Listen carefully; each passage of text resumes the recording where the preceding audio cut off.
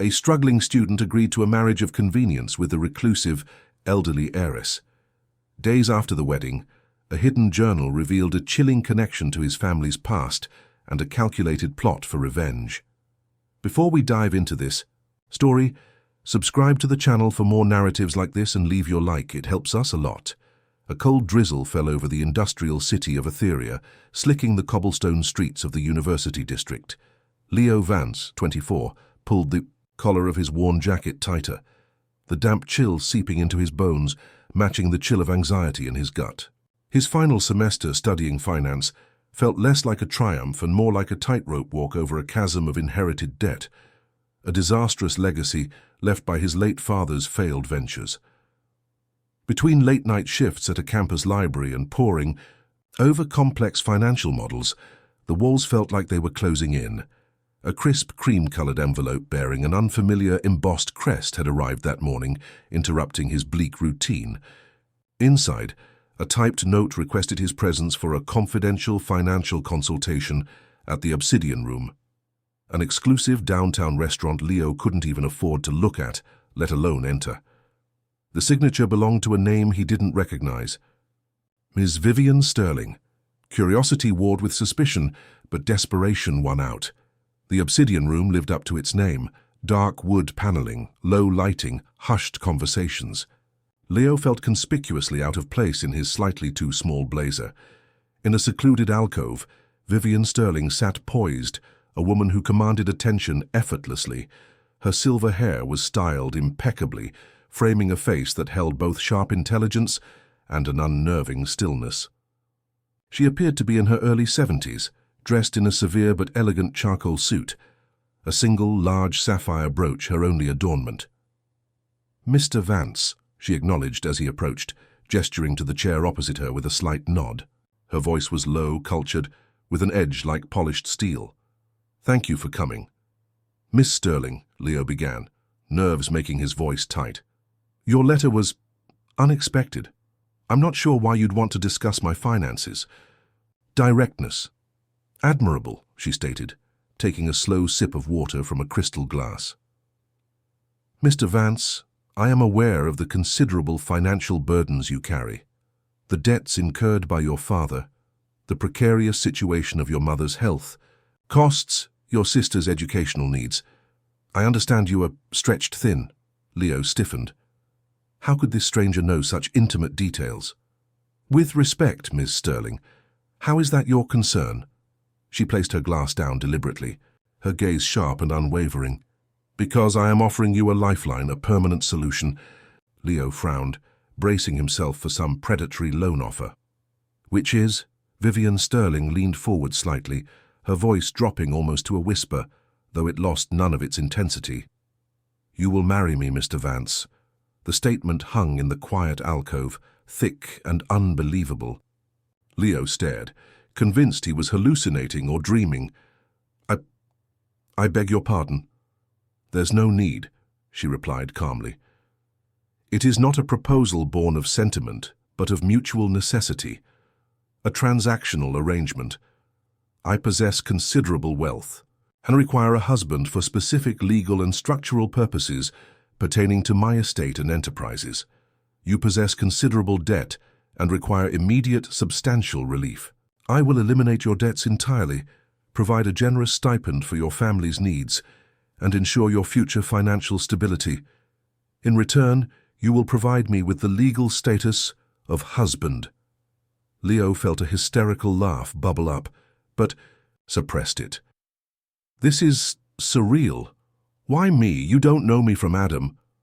"Precisely," Vivian countered smoothly. "Your anonymity is an asset. You are young, legally unencumbered, intelligent enough to understand the terms, and, if my research is correct, sufficiently desperate to entertain this proposition. I have no interest in romance or companionship in the traditional sense. I require a legal entity, a name to share my holdings, nothing more intimate. Consider it the ultimate financial contract." Leo's mind reeled. The sheer audacity was staggering. "What possible benefit is there for you in this beyonding structure?" A flicker of something unreadable crossed her usually impassive features. Let us just say, Mr. Vance, that I have spent a lifetime building Sterling Industries. I have no heirs, no family ties to complicate matters. A husband, legally bound, simplifies the complexities of legacy and control in ways that are advantageous to my long-term plans. My reasons are my own. He stood up abruptly, the legs of his chair scraping harshly against the polished floor. I can't just... I need to think about this. Understandable, she replied coolly, picking up her water glass again as if the conversation were already concluded. Take 24 hours. My solicitor will contact you tomorrow for your decision. Time, like opportunity, Mr. Vance, is a resource. Best not squandered. Leo stumbled out of the obsidian room into the persistent drizzle, his mind numb. Back in his cramped student apartment, he found his mother, Clara, sitting at the small kitchen table, sorting through a pile of medical bills, her face pale and etched with worry lines that seemed deeper each day. His younger sister, Maya, needed funds for her upcoming college semester, a dream they had all sacrificed for. Hesitantly, Leo explained Vivian Sterling's bizarre, almost unbelievable proposal. Clara listened in silence, her expression shifting from disbelief to a complex mix of horror and dawning, desperate hope. "Leo," she said finally, her voice barely a whisper, her hand trembling as she reached across the table to touch his. "It sounds monstrous, unthinkable, but the debts, my treatments, Maya's future." Tears welled in her eyes. "If this woman, for whatever strange reasons, is truly offering a way out..." Leo stared at the peeling linoleum floor, a wave of nausea washing over him. "Mom, you're saying I should marry a complete stranger, a woman old enough to be my grandmother, just for money?" Clara met his gaze, her own eyes filled with a mother's anguish. "I'm saying," she whispered, the words heavy with sacrifice, "that sometimes life forces choices we never imagined. I'm asking you to consider saving yourself, saving us, from drowning." The following afternoon, Leo found himself once again facing Vivian Sterling, this time in the sterile, imposing lobby of the Sterling Industries skyscraper downtown. She stood by the floor-to-ceiling windows, looking out over the rain-swept city, her posture regal and unyielding. "Mr. Vance," she said without turning, "your decision?" Leo took a ragged breath, the faces of his mother and sister flashing before his eyes. The weight of their future settled heavily on his young shoulders. "I accept your terms, Mrs. Sterling." A ghost of a smile touched Vivian's lips as she finally turned to face him. "Excellent. My solicitor, Mr. Abernathy, will handle all the necessary arrangements. They will be swift and discreet." Less than a week later, Leo stood numbly before a judge in a quiet, private chamber at the city courthouse. He wore a new, perfectly tailored charcoal suit that felt alien on his frame, provided, like everything else, by Vivian's unseen network. The ceremony was brief, clinical, almost devoid of emotion. Vivian, beside him, recited her vows in a clear, steady voice. Leo echoed his, the words tasting like ash in his mouth. Their witnesses were Mr. Abernathy and a stern-faced woman introduced only as Vivian's longtime associate. When the judge pronounced them husband and wife, Vivian turned to Leo. There was a glint in her cool grey eyes he hadn't seen before, something sharp, almost predatory.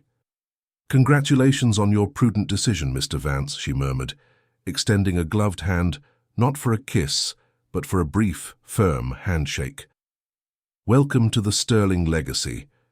As they exited the courthouse into the still falling rain, Leo caught his reflection in the wet glass of a waiting limousine. He saw a young man in an expensive suit, looking pale and lost. Had he just secured his family's future, or had he irrevocably mortgaged his own soul? The wrought-iron gates of Sterling Manor swung open silently, admitting the limousine that carried Leo up the long, winding drive. The house emerged from the mist and trees like something from a Gothic novel, a vast, imposing structure of dark stone, turrets, and countless mullioned windows that seemed like vacant eyes staring out over sprawling, meticulously kept grounds. It radiated immense wealth, but also an atmosphere of profound isolation. Leo stepped out onto the rain-slicked gravel, his single suitcase feeling absurdly inadequate. Vivian Sterling met him not at the door, but just inside the cavernous, marble-floored foyer, her presence somehow diminishing the scale of the entrance hall. Her greeting was as coolly formal as their business arrangement. "Welcome, Mr. Vance," she said, the continued use of his surname a stark reminder of their pact. "I trust your accommodations will be suitable. Mrs. Albright, the head housekeeper, will show you to your wing. Dinner is served precisely at 8 in the main dining hall." He managed a silent nod, following the stern, grey-clad Mrs. Albright, through echoing corridors lined with portraits whose eyes seemed to follow him. His assigned suite was larger than his entire apartment, furnished with heavy, dark antiques, silk wallpaper, and windows overlooking a formal garden shrouded in mist. Despite the obvious expense, the air felt heavy, cold, unwelcoming. It was a room of immense luxury, utterly devoid of warmth or personality. It felt less like a bedroom and more like a museum exhibit dedicated to stifled emotions. Dinner that evening, and every evening thereafter, was a stilted, formal affair conducted in near silence. Leo sat at one distant end of a massive, polished, mahogany table that could have comfortably seated 30, a lonely island in a sea of dark wood. Vivian presided at the other end, a remote queen in her solitary domain, always impeccably dressed in jewel-toned silks or severe tailored jackets. The meal, inevitably multiple courses of elaborate French cuisine he couldn't identify and often didn't enjoy, was prepared by an unseen chef rumored to be temperamental and served by uniformed staff who moved with ghostly quietness, their faces trained into impassive masks, never meeting his eye. The clinking of heavy silverware against bone china was often the loudest sound in the cavernous room. "I trust you are finding your bearings," Vivian remarked one evening, perhaps the third or fourth, delicately dissecting a piece of poached fish with the precision of a surgeon. Her question felt less like genuine inquiry and more like a required pleasantry. "It's overwhelming," Leo admitted cautiously, the silence stretching between them, amplifying the nervous clink of his fork against the heavy plate. "This house is enormous. It feels rather empty, doesn't it?" A small, humorless smile, barely a flicker, touched Vivian's lips. "It has served its purpose over the years. Familiarity, or at least tolerance, comes with time, or perhaps it doesn't. Regardless, Mr. Vance, this is your residence now. You would do well to adapt." Leo felt a prickle of resentment at her detached, almost dismissive tone. He decided to probe, however gently, needing some crack in her facade. "You haven't spoken much about your late husband, Arthur Sterling. Was he involved in the business?" Vivian's silver knife paused fractionally over her fish. She carefully dabbed her perfectly painted lips with a starched linen napkin before replying, her voice meticulously neutral, betraying nothing. "Arthur was a man of considerable vision and ambitious undertakings, much like your own father. I believe in his prime. Their professional paths intersected on occasion years ago." A shadow, fleeting but definite, seemed to cross her face. "As you might well imagine, Mr. Vance, not all business intersections lead to mutually prosperous destinations. Some end rather conclusively." Leo felt his pulse quicken, a sense of unease solidifying in his stomach. There was an undercurrent here, sharp and dangerous. "What do you mean by that, Mrs. Sterling?" She met his gaze directly across the vast, polished expanse of the table, her grey eyes sharp as ice shards, holding him pinned like an insect under glass. "Let us simply say that unresolved accounts and bitter legacies have a pernicious tendency to cast exceedingly long shadows across the generations." She raised her crystal wineglass in a mock toast, the gesture chillingly ironic. "But that, as they say, is ancient history, buried deep beneath layers of time and discretion. You, Mr. Vance, will come to understand the finer nuances of my selection criteria in due course. Patience is a virtue." Her cryptic statement hung in the oppressive air, heavy with unspoken menace, leaving Leo more unsettled and afraid than before. After the strained, solitary dinners, Leo often found himself wandering the endless, dimly lit corridors of the manor, unable to face the cold emptiness of his luxurious suite. The silence was profound, almost suffocating, broken only by the melancholic ticking of unseen grandfather clocks hidden in shadowed alcoves and the occasional creak of ancient floorboards, protesting beneath his feet. He passed numerous locked doors, heavy oak panels secured with tarnished brass handles, each seeming to guard secrets, sorrows, or perhaps sins that he sensed he was not meant to discover. The entire house felt less like a home and more like a meticulously preserved mausoleum, preserving memories and griefs best left undisturbed and buried. He started to feel like a ghost himself, haunting halls that had never known his presence until now, as the days bled into weeks, morphing into a monotonous cycle of silent meals, solitary walks in the manicured but lifeless gardens, and futile attempts to study amidst the oppressive grandeur. Leo's initial unease festered, growing into a gnawing anxiety that tightened its grip daily. The household staff, led by the implacable Mrs. Albright and the discreet butler, Mr. Caldwell, remained impeccably polite but unnervingly distant. They moved through the house like phantoms, avoiding his gaze, their faces carefully neutral, their conversations dropping to hushed, indecipherable whispers whenever he unexpectedly entered a room. He strained to catch fragments, piecing together unsettling snippets that seemed to swirl around him like the ever-present mist clinging to the manor's eaves. So young, why pick him of all people? Does he have any earthly idea what he's walked into? She always has a hidden motive, never acts without a complex reason. Poor boy, he'll figure it out soon enough. They always do, eventually.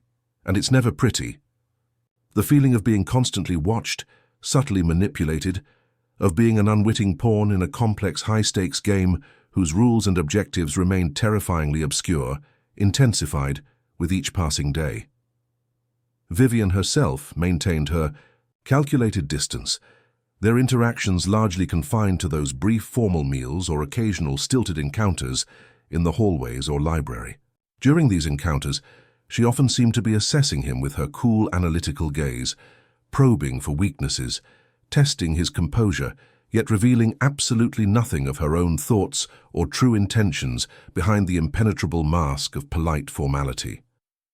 The grand estate, initially overwhelming in its luxury, now felt undeniably like a gilded cage, beautiful on the outside, but cold, confining, and filled with unseen threats within.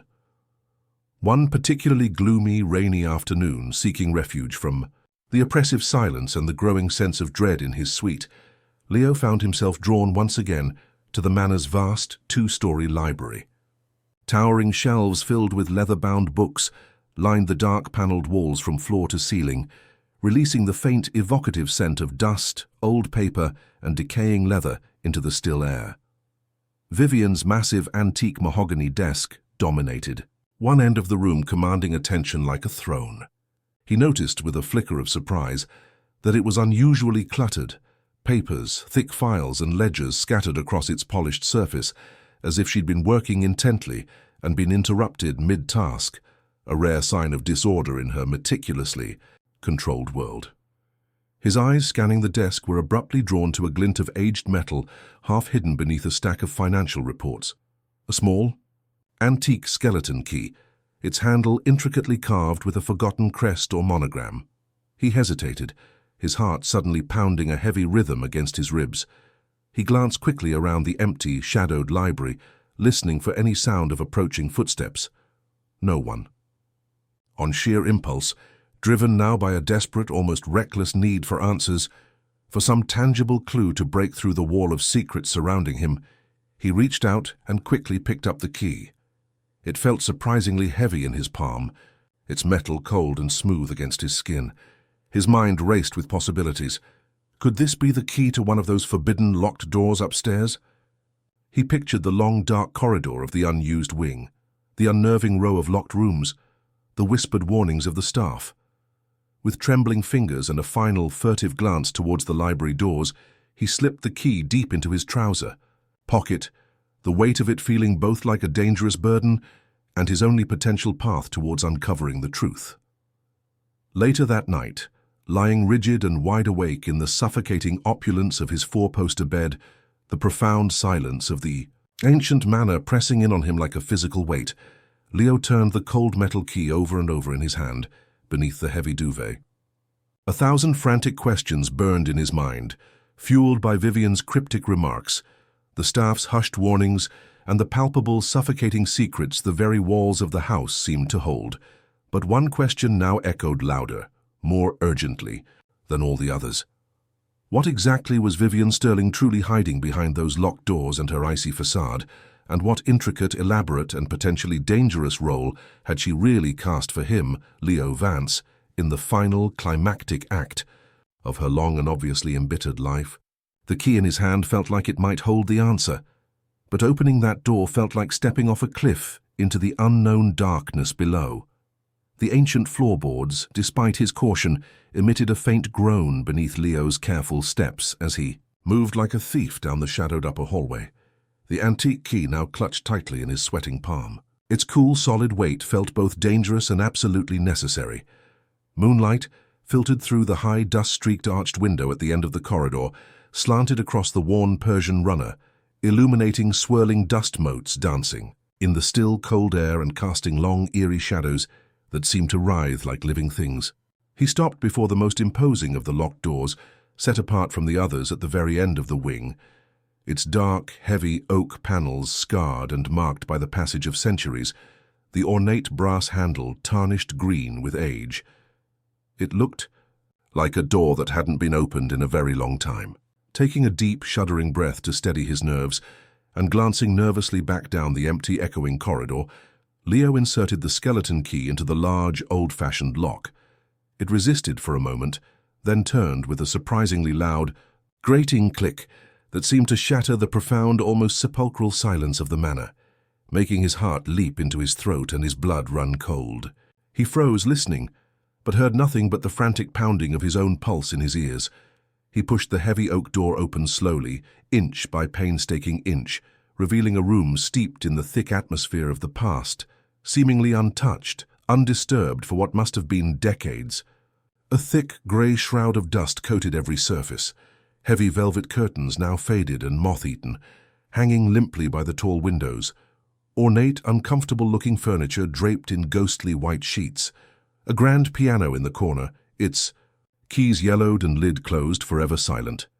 The air within was stale, heavy, thick with the cloying scent of decay, old potpourri and forgotten memories. Faded photographs in tarnished silver frames were clustered haphazardly on a dusty mahogany writing desk near the window. He squinted in the dim moonlight. He recognized a much younger, vibrant Vivian, captured mid-laugh, stunningly beautiful, but already possessing that same underlying steel in her eyes. Beside her stood a man with kind, intelligent eyes and a confident, easy smile, presumably the late Arthur Sterling, looking prosperous and happy. Another older photograph showed Arthur and Vivian as a younger couple, arm in arm with another handsome couple Leo didn't recognize, all four radiating a carefree joy, captured perhaps in a moment of shared triumph or celebration before tragedy struck. But it wasn't the poignant ghosts in the photographs that held Leo captive in the dusty room. It was the neat stack of old, brittle business files tied with faded ribbon and a worn leather-bound volume resting beside them on the stained green leather desk blotter. His hands, despite his efforts to control them, trembled slightly as he reached out and picked up the top file. Inside were fragile, yellowed legal documents, typewritten correspondence on thinning paper, and aged financial statements detailing a joint business venture, a large, ambitious real estate development project proposed over 30 years ago between Arthur Sterling's original company, Sterling Industries, and a now defunct entity bearing his own father's name, Vance Development Corporation. As Leo carefully read through the documents, page by yellowed page, a sickening, horrifying story began to unfold before his eyes. Initial contracts filled with optimistic projections, followed by letters expressing growing concerns about mismanagement, then escalating accusations of diverted funds, broken contractual promises, and deliberately falsified progress reports. One particularly sharply worded letter, penned in Arthur Sterling's elegant but forceful cursive hand, directly accused Leo's father, Thomas Vance, of outright betrayal and systematic fraud, claiming he had methodically siphoned investment funds, misrepresented assets, and ultimately sabotaged the entire multi-million-dollar project, leading to its catastrophic failure and bankruptcy. "You have destroyed far more than a business partnership, Vance," Arthur had written, the fury palpable even through the faded ink. "You have destroyed trust, reputation, honor, and perhaps even the futures of those who believed in you." Beneath, the damning business files lay the heavy, leather-bound volume. Its cover was worn smooth in places, the gold tooling faded. A diary. Leo hesitated only for a fraction of a second, the implications hitting him with force, before his desperate need to understand overcame his fear of trespassing further. He carefully opened the volume. The handwriting inside was unmistakably Vivian's, precise, controlled, almost unnaturally neat, even when conveying the rawest of emotions. The early entries, dated decades ago, spoke of passionate love for Arthur, shared dreams and boundless ambition for their burgeoning company. Then came the entries detailing the joint venture with Thomas Vance, initially filled with excitement and mutual respect, then gradually tinged with nagging suspicion, growing unease, and finally, the shattering, life-altering realization of betrayal. Vivian documented the subsequent financial ruin with chilling clarity, the loss of Sterling Industries, the liquidation of their assets, the humiliating public disgrace in Etherea's tight-knit business community. And then the most devastating entries. Arthur's rapid physical and emotional decline following the collapse, the crushing stress, the sleepless nights, culminating in his fatal heart attack, which Vivian unequivocally attributed directly to the stress and heartbreak caused by Thomas Vance's alleged actions. Vivian's grief bled raw and visceral onto the pages, quickly hardening into a cold, diamond-hard, unyielding thirst for retribution that spanned decades. "Vance took everything. From me," she wrote in one stark, tear-blotted entry. "My husband, our dreams, our future, our good name. His family will know the same hollowing emptiness. I will find a way, I will wait. Justice, or something very much like it, will eventually be served, however long it takes. Arthur will be avenged." Leo felt a deathly cold seep into his bones, despite the stuffy, airless quality of the room. He forced himself to flip further, his fingers numb towards the more recent entries. His own name leaped out at him from the page, jarring and surreal. Vivian described with chilling detachment and meticulous planning, researching Thomas Vance's surviving family after his death, discovering Leo's existence and his precarious financial plight. She detailed the formulation of her intricate plan. "The marriage of convenience. The son. He is the perfect key," she had written. "Young, ambitious like his father, but burdened by the old man's legacy of debt. Vulnerable. Desperate. He will be the unwitting instrument of my justice. Through him, the Vance name will finally settle its long-overdue account with the Sterlings." The very last entry in the diary was dated just the day before their cold, clinical courthouse wedding. "The contract is sealed. He suspects nothing. He is grateful even. Pathetic." Arthur would be satisfied, yes, satisfied. A floorboard creaked sharply, terrifyingly close, in the hallway just outside the room's open door. Leo froze, dropping the heavy diary back onto the desk with a soft thud, as if it had burned his hands. "Finding the musty family history enlightening, Mr. Vance." Vivian Sterling's voice, dripping with ice and corrosive sarcasm, sliced through the heavy silence like a razor. She stood framed in the doorway, a spectral, wraith-like figure in a flowing dark silk robe, her silver hair gleaming faintly, her eyes glittering with a dangerous, triumphant light in the dimness filtering from the hall. Leo spun around, his face instantly flooding with a mixture of guilt, trapped fear, and a rising tide of righteous anger. "Vivian, I was just looking for—" "Curiosity is a profoundly dangerous indulgence, Mr. Vance, especially within the walls of this house," she interrupted smoothly, stepping fully into the dusty room, her composure absolute, betraying no surprise at having found him there. She must have known he would find the key, or perhaps even intended for him to find it. "What exactly did you think you were doing? Rummaging through private belongings that do not and will never concern you?" Finding his voice at last, fueled by the raw shock and indignation from reading her own damning words, Leo stood taller, meeting her cold gaze directly. "Why, Vivian, tell me the truth. Why really marry me?" This was never about simplifying your estate or needing a legal entity, was it? This is all about my father, about getting revenge on him, through me. Vivian's eyes hardened, the thin mask of cool indifference finally cracking completely to reveal the simmering cauldron of resentment and decades-old bitterness beneath. My motivations, Mr. Vance, are hardly your concern, nor are they subject to your juvenile judgment. You entered into this arrangement quite willingly, with your eyes wide open, driven solely by your own desperate needs and financial incompetence. Fulfill your contractual obligations. Enjoy the very comfortable financial security I have so generously provided for you and your needy family, and have the good sense to refrain from asking impertinent questions you are certainly not equipped. Don't handle the answers to. Leo's fists clenched tightly at his sides, his knuckles white. My end of the bargain? You mean being your oblivious puppet? Your disposable tool for some twisted, decades-old vendetta against a dead man? You lied to me from the very beginning. You manipulated my family's desperation. This isn't a marriage, Vivian. It's a meticulously constructed cage. A faint, chilling smile touched Vivian's lips, a smile utterly devoid of any warmth or humor. A cage, you say? Perhaps a gilded one, filled with every comfort, is preferable to the squalor and debtor's prison your father's reckless actions undoubtedly destined you for. You should have considered the nature of the bars more carefully before so eagerly accepting the golden key. She took a deliberate step closer, invading his personal space, her voice dropping to a venomous, menacing whisper that raised the hairs on the back of his neck. And you believe yourself entirely innocent in all this ancient history. You carry his name. You reap the benefits, however meager, of the life he built, quite possibly on the ruins of mine. Do not dare lecture me about cages, boy.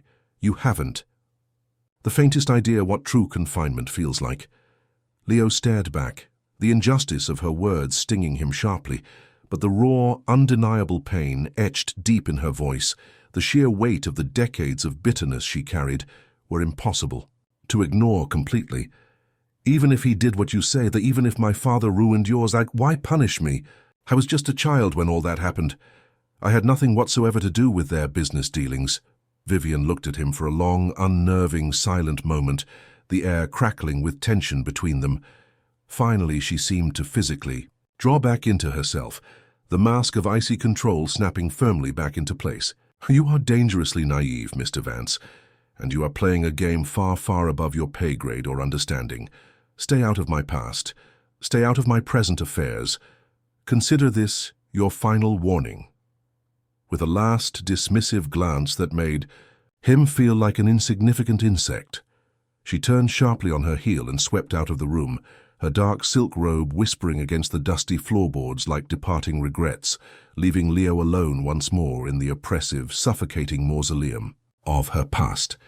The cold weight of the antique key in his pocket, now feeling heavier, colder, and infinitely more dangerous than ever before. He knew then, with absolute, chilling certainty, that he wasn't just an unwilling pawn in her long game. He was the intended, final sacrifice on the cold altar of her unending revenge.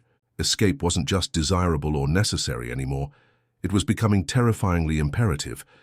But how does one escape a web woven over 30 years by a spider as patient, wealthy, and ruthless as Vivian Sterling? Leo sat for hours in the vast, shadowed library, the silence of Sterling Manor no longer just oppressive but actively menacing. The diary's cold-blooded revelations echoed relentlessly in his mind. Vivian's meticulously plotted, decades-long revenge. His own father's alleged devastating betrayal. His own naive, unwitting role as the final instrument of retribution. He felt utterly trapped, the opulent estate no longer just a gilded cage, but a potential tomb. He needed more than just escape. He needed leverage, protection, a way to dismantle Vivian's power before it crushed him completely.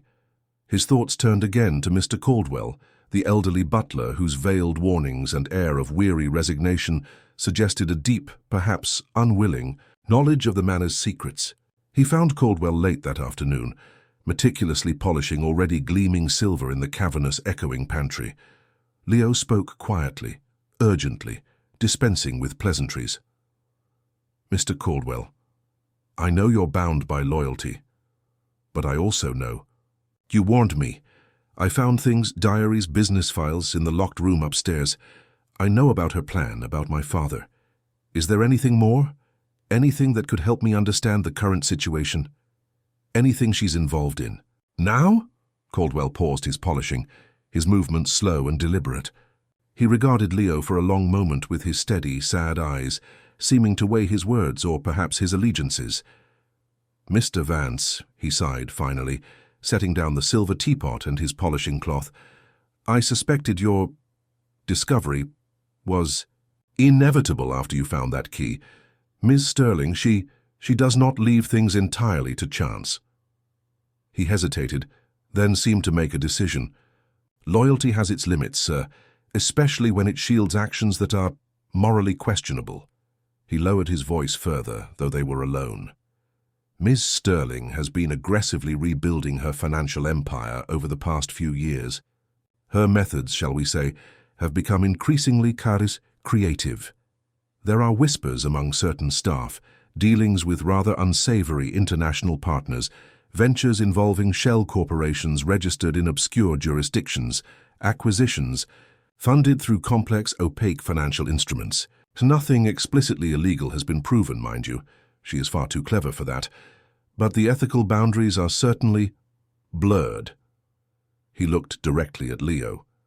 She has been particularly focused recently on acquiring distressed assets, properties linked, however tangentially, to families or associates connected to your father's past business network. It seems the old vendetta continues, albeit through modern financial warfare. Are there records? Proof? Leo pressed, his mind racing. Caldwell shook his head slightly. Ms. Sterling is exceedingly careful with documentation, sir. Most sensitive. Dealings are handled through her solicitor, Mr. Abernathy, or through encrypted channels. However, he paused, leaning closer, she occasionally reviews hard copies of certain internal projections and investor communications in her main office, late at night, and she has become somewhat reliant on a particular brand of imported sherry after dinner. It was a subtle hint, but Leo understood immediately. That night, Leo waited until the manor was sunk in its usual profound silence, long after he heard the faint sounds of Vivian retiring to her private wing. Armed with Caldwell's implied suggestion and his own desperation, he slipped silently back into Vivian's main home office. He knew the risks were immense. Being caught again could have dire consequences. Working quickly under the low light of a desk lamp, heart pounding, he bypassed the locked file cabinets, focusing instead on a discreetly placed modern safe hidden behind a false bookshelf panel, a detail Caldwell had also subtly indicated. He didn't know the combination, but he noticed faint scratches around the dial, suggesting frequent use. Remembering Vivian's almost obsessive attachment to her late husband, he tried a long shot. Arthur Sterling's birth date. The safe clicked open. Inside, amongst personal jewelry and stacks of bearer bonds, were several slim, unmarked folders. Leo quickly photographed the contents with his phone. Internal financial projections showing discrepancies with official investor reports, memos discussing high-risk, ethically dubious acquisition strategies targeting specific companies, and correspondence hinting at offshore accounts and deliberately complex corporate structures designed to obscure beneficial ownership. It was exactly the kind of potentially explosive material Sarah had mentioned. Just as he was carefully replacing the final folder and closing the safe, he heard it, the almost imperceptible whisper of silk against carpet in the hallway outside. Vivian, his blood ran cold. He quickly spun the dial, scrambled the combination and shut the bookshelf panel, praying it looked undisturbed. He barely had time to slip behind the heavy velvet curtains near the window before the office door opened slowly. Vivian stood there, silhouetted against the faint hall light, holding a small sherry glass. She didn't turn on the main lights, simply stood there for a long moment, surveying the room, her sharp eyes seeming to penetrate the shadows. Leo held his breath, hidden behind the thick curtain, convinced she could hear the frantic hammering of his heart. After what felt like an eternity, she apparently satisfied herself that nothing was amiss, took a slow sip of her sherry, and quietly closed the door again, her soft footsteps receding down the corridor. Leo sagged against the wall behind the Curtin, drenched in cold sweat, the adrenaline making him shake. He had the evidence, but the close call terrified him. He had to get out. Now. He immediately contacted Sarah, using a burner phone he'd acquired for emergencies. "Sarah, I have..." "Ed, more than we hoped for. Internal financials, offshore hints, targeting strategies. It's damning, but I was almost caught. I need to get this to you and get out of here tonight." Sarah's voice was urgent but calm. "Okay, Leo. Deep breaths. Don't panic. We need a secure transfer and a safe exit plan. I've been doing some digging. Based on our last talk, there's a small independent news outlet outside Etheria, known for tackling corporate corruption. They have secure drop protocols. I can facilitate that. For your exit, avoid main roads, don't use traceable transport. There's an old service entrance on the far side of the Sterling estate grounds, rarely used. Can you get there?" Leo's mind raced. "Yes, I think so. Caldwell mentioned it once. Good. I'll arrange for a trusted contact, someone completely unconnected to me or the paper, to meet you there in exactly 90 minutes. No names exchanged. Just past the encrypted drive. Then get as far away as possible. Go to the old safe. House address I gave you. Lie low. I'll handle the leak from my end once the data is verified. Be careful, Leo. Very careful." The next hour was a blur of suppressed panic and careful action. Leo packed a small, nondescript bag with essentials, wiped his phone and destroyed the burner. He retrieved the encrypted USB drive containing the photographed documents. Slipping out of his suite, he navigated the dark, silent corridors of the manor like a ghost, his senses hyper-alert to every creak and shadow. He avoided the main staircase and used the narrow, winding servants' stairs Caldwell had shown him once, emerging into the cold, damp air of the service courtyard. He moved quickly through the misty gardens, staying in the shadows of the ancient trees, his heart pounding with fear of discovery. Reaching the old rusted service gate at the far edge of the sprawling property felt like reaching a distant shore. He waited, hidden behind overgrown bushes, scanning the dark country lane outside. Exactly on time, a nondescript sedan with its headlights off rolled silently to a stop. A figure emerged briefly, nodded once in the darkness, accepted the small USB drive Leo passed through the bars, and melted back into the car, which then drove away without a sound. Leo didn't wait. He turned and ran, not back towards the manor, but away into the dark woods bordering the estate, pushing through wet branches. Guided only by the faint moonlight, heading towards the designated safe location miles away. He didn't look back. 2 days later, the dam broke. Sarah's carefully vetted information, passed anonymously to the independent news outlet, and simultaneously leaked to federal regulators, hit the financial world like a bombshell. Headlines screamed about fraud, offshore tax evasion, and predatory practices at Sterling Industries. Federal investigators, armed with irrefutable evidence from the leaked documents, raided the Sterling Industries skyscraper and the manor simultaneously. Vivian Sterling was arrested amidst a flurry of flashing cameras, her face finally stripped of its icy composure, replaced by a look of cold, unadulterated fury directed at the reporters, the investigators, and perhaps at the ghost of Leo Vance she knew was responsible. The ensuing legal battle was swift and brutal. Vivian's attempts to obstruct or deflect were futile against the weight of the internal documents. Leo, cooperating fully but discreetly with prosecutors from his safe location, provided crucial context about the marriage and the vendetta that corroborated the financial crimes. Sarah's ongoing investigative series won accolades for its tenacity, facing multiple felony counts and irrefutable evidence. Vivian ultimately accepted a harsh plea deal. It involved massive financial penalties that effectively bankrupted Sterling Industries, the complete forfeiture of nearly all personal assets acquired.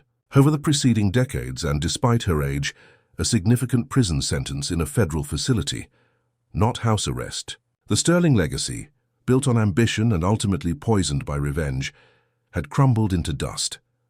The Sterling Manor, stripped of its treasures, stood empty and decaying, a monument to ruin, eventually sold at auction for a fraction of its former value to cover legal fees and restitution claims. Leo, working through lawyers, formally annulled the marriage on grounds of fraud and ensured that any theoretical claim he might have had to the residual sterling assets was legally waived and redirected entirely to the victim's restitution fund. Finally free from the financial burdens that had driven him into Vivian's web and profoundly changed by the ordeal, Leo returned to Etheria not to resume his finance career, but to dedicate himself fully to the Arthur Sterling and Thomas Vance Center for Ethical Business. He used the story, carefully anonymized but powerful, as a case study in his seminars, teaching a new generation about the corrosive effects of unchecked greed and vengeance and the critical importance of ethical leadership. He found a quiet satisfaction in this new purpose, a sense of making amends not just for his father's complex legacy, but for the destructive path Vivian had chosen. He mentored students, published research on corporate governance, and advocated for stronger regulations. His work began to gain recognition, offering a counter-narrative to the cutthroat practices he had witnessed. He reconnected with his mother and sister, their relationship slowly healing now that the crushing weight of debt was lifted.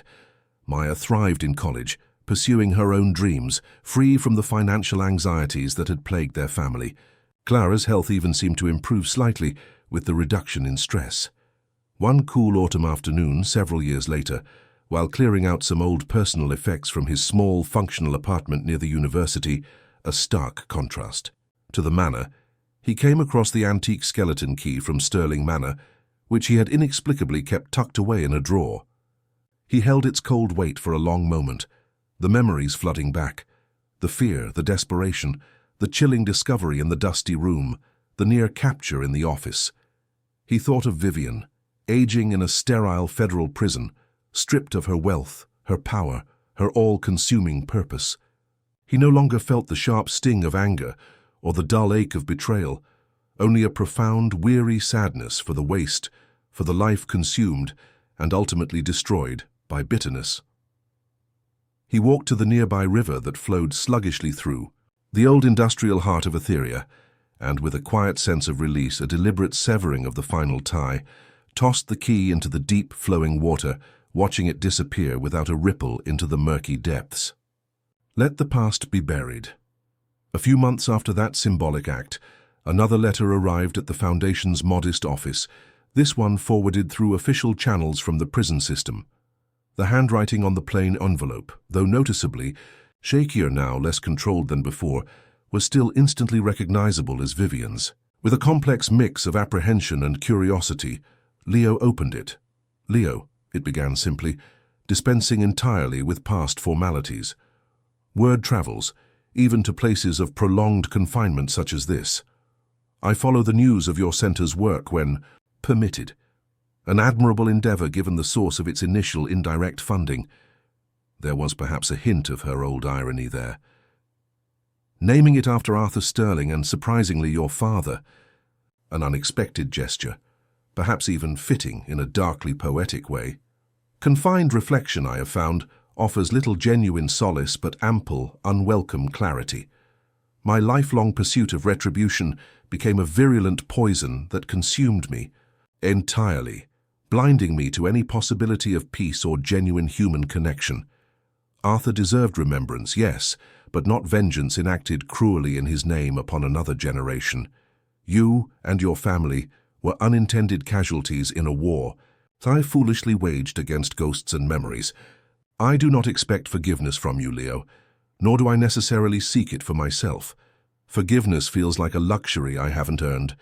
But I do acknowledge, finally, the stark truth you ultimately forced me to confront that night in my office. The ethical path you champion now, the one focused on transparency and accountability, is indeed one Arthur himself would have genuinely admired, ironically enough. He believed in building, not destroying.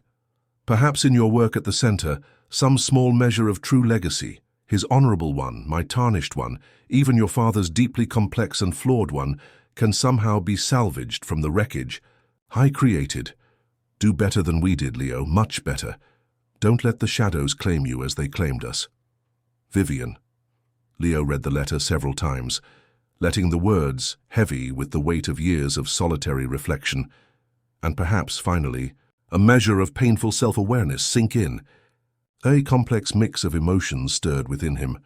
Residual sadness for the immense waste of her life and potential, a flicker of unexpected empathy for her eventual, albeit late, acknowledgement of her destructive path, and a quiet, solid confirmation that he was indeed on the right path himself. He carefully folded the letter and placed it away, not in the cedar box holding the ghosts of his own family's past, but in a simple file marked Foundation Correspondence. A closed chapter. He continued his work at the center, driven now not by the lingering ghosts of debt or fear, but by a quiet, steady conviction. He knew the path ahead, promoting ethics in a world often driven by profit at any cost, wouldn't be easy. There would be resistance, setbacks, cynicism. But it was his own path, chosen freely, built not on the crumbling ruins of the past but on the fragile yet persistent hope for a more ethical, more responsible future. The long shadows of Sterling Manor might never fully disappear from the edges of his memory, but Leo Vance, no longer just a struggling student or an unwilling pawn, was finally, definitively, walking towards his own light. What did you think of the end of this story? Leave us a comment, we'd love to know your opinion. And don't forget to subscribe to the channel and leave your like. See you next time.